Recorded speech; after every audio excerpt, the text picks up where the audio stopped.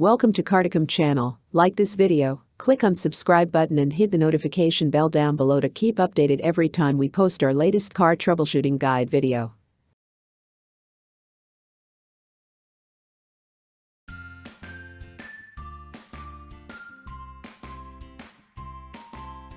If this problem occurs on cold wet mornings with a cold engine, specifically, this acceleration problem typically occurs on cold rainy mornings with heavy fog.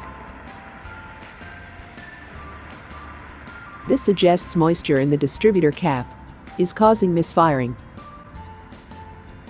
What probably going on in this situation is during the night, moisture forms on the inside of the distributor cap. This moisture allows electrical current to arc inside the distributor cap. This arcing consequently causes the engine to misfire. When misfiring occurs, the vehicle will hesitate, simply because the power the engine is producing is not even. The remedy: next time you expect rain or any other wet weather, park the vehicle inside the garage for the night. This should help prevent moisture from forming inside the distributor cap. Now, if this problem starts out small, but has become gradually worse over the course of several days, weeks, or even months, this particular problem progressed from slight hesitation to severe hesitation. This suggests a vacuum leak has occurred. Jerking problem that started out small, but gradually became worse over time. Strongly suggests vacuum leaks as being the culprit, since vacuum leaks start almost unnoticeable, then gradually become worse due to pressure inside the engine.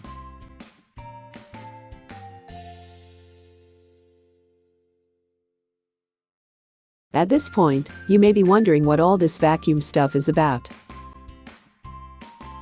Well, to properly understand this, you would need to be a mechanic. However, we are assuming you are not a mechanic.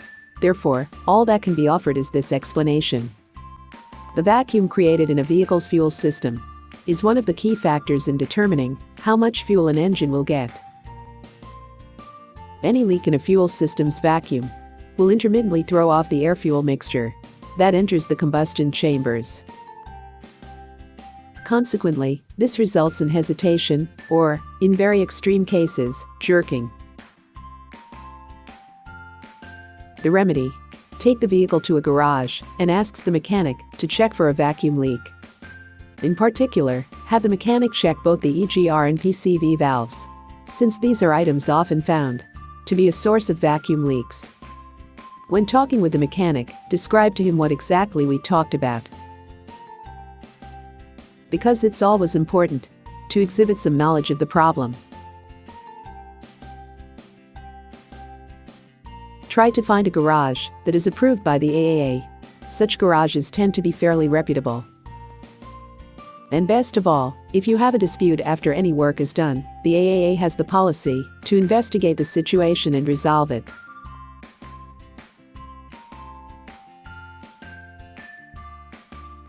Now, if the severity of the jerking problem has remained rather constant since you first notice it,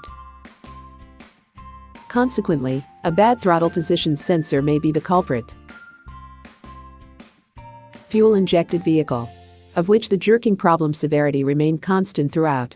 The probable cause of this problem is a bad throttle position sensor. Let's look at this a little closer. Fuel-injected engines have a throttle position sensor. This is a device that measures how far the driver has depressed the gas pedal, and thus the throttle. The throttle position sensor feeds its data to the engine's computer, which in turn makes a calculation. The result of this calculation is used to determine precisely how much gas the fuel injection system should inject into the engine. Clearly then, a faulty sensor will adversely affect the injection of gas into the engine, often resulting in jerky acceleration. The remedy: take this vehicle to a garage and have the mechanic check the throttle position sensor. Tell the mechanic what we talked about in the explanation for this diagnosis. This is very important in that it shows you know something about the nature of this acceleration problem.